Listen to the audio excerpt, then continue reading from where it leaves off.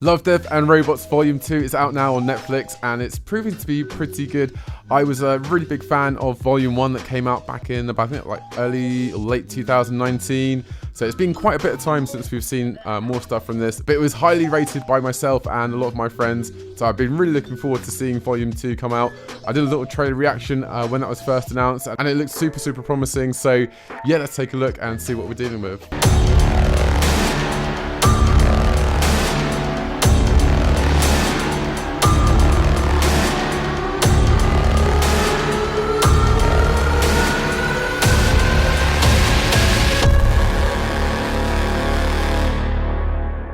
One of the first things you'll notice when you get into Volume 2 is that there's actually only 8 episodes compared to the 18 that was in Volume 1. There's still a really strong showcase of talent here, and all the short stories are really engaging. There's not one that I was ever thinking that this doesn't belong in the collection at all.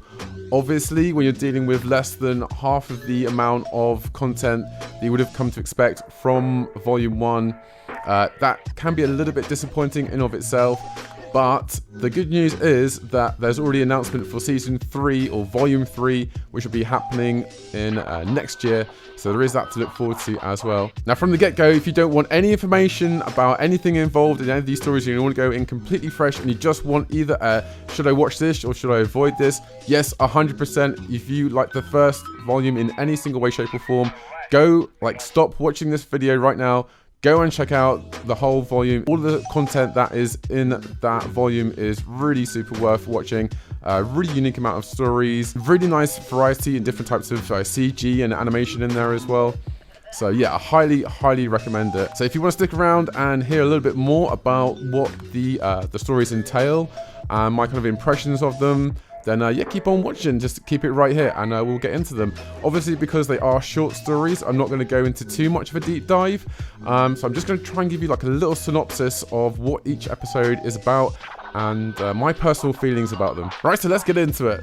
The first one is called Automated Customer Care, which is essentially a Pixar cutesy animation of what it would be like to be in a retirement community, which is run by automated service robots, and it explores the nightmare that is customer service, and B, the inherent fear that we have about robots rising up to take over everything that we do. This first episode is a perfect introduction to Volume 2. It's super cute, really light-hearted. There's a little few Easter eggs here and there with some of the symbols from Love, Death and Robots. Episode 2 is called Ice, which is kind of like a 2D noir, desaturated, 2D animation in 3D spaces, a sort of vibe. It's really crazy. It also features space drugs and space whales.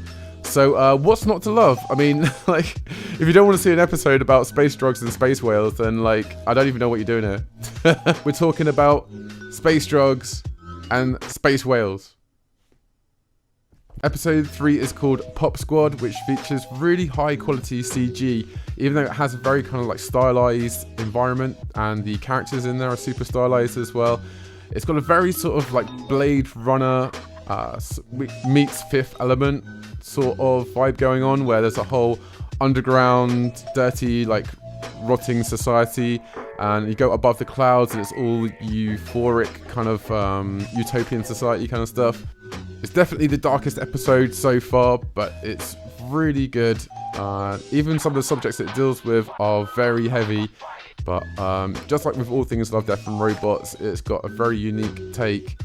And yeah, it really kind of hits home. Then we get up to episode 4, which is probably my favorite because holy shit, the CG in this looks like photo real. I've not seen CG before that looks this hyper realistic, and it follows the story of a lone bounty hunter making his way through the desert. It's just lovingly rendered. There's so much gorgeous detail in every single scene. There's also futuristic gun battles where things get super gory. Yeah, highly recommend this episode out of all of them. This is probably, yeah, my absolute fave.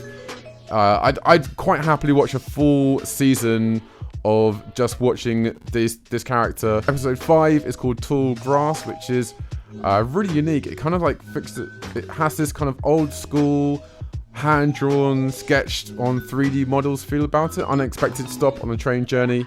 And that's probably all I can say because it's an episode that relies so heavily on the mystery of the tall grass. But yeah, this was also a pretty good watch. Episode 6 is called All Through the House, which is very much based in stop motion animation, like the old Wallace and Gromit films. It's really cutesy. The twist that comes through the story is amazing. Highly recommend this episode as well. This really made me laugh out loud. Really, really good stuff. And that's pretty much all I can say about it because to say any more would kind of like spoil the surprise. But yeah. Really, really go into this one.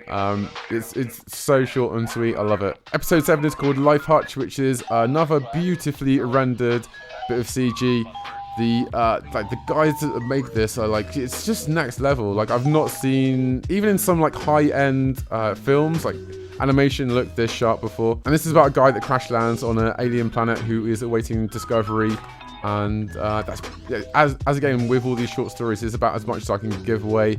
There's some real teeth clenching moments in this one for sure. And last is episode 8 called The Drowned Giant, which is it's a strange way to end the volume. I'm not gonna lie, it's probably my most meh out of all of the episodes in there, and that's obviously going to be a pretty tall order because all of the episodes in this volume are so unique, so awesome, but the story in this one, it just doesn't really do much for me, honestly. I think it's an interesting concept, it just didn't really grab me all that much, and it's really sad because that is the last episode of this volume until we get into next year, and I was hoping for a bit more of a bang to end this volume on, and episode 8 just kind of ends on a kind of, I guess this is over now kind of vibe kind of thing. So yeah, probably my least favourite episode out of all 8. Still worth a watch though, of course. Episode 8 just kind of comes and goes, and you're like, huh, alright. But that's the most damning thing I can say about it, so it's still pretty decent. And that is Love, Death and Robots Volume 2. If I was to give this out of 5 stars, it would be 5 stars. Yeah, we could not recommend this enough. It's probably the best thing that happened to Netflix since the original Volume 1, which came out 2 years ago. Yeah, if you haven't already, please do go and check it out. Get it on your likes list and get watching it. That's where we're going to end today's video, you guys. Thank you so much for watching. Let me know down in the comments, have you seen Volume 2? What do you think of it? What's your favourite episode, more to the point? And yeah, let me know. If there's anything else on Netflix or any other shows you want me to be checking out, please do let me know down in the comments and I will take a look. Other than that, yeah, we're just going to keep on this movie and TV show hype train as we've been doing recently on this channel. Remember, if you like what I do here, hit that like button, hit that subscribe button if you aren't subscribed already. And yeah, I will see you guys on the next one. Make sure to check out my Discord and all that kind of good stuff because that's where I'm hanging out pretty much like 24/7 at the moment. But yeah, other than that, guys, I will see you on the next one. Bye for now.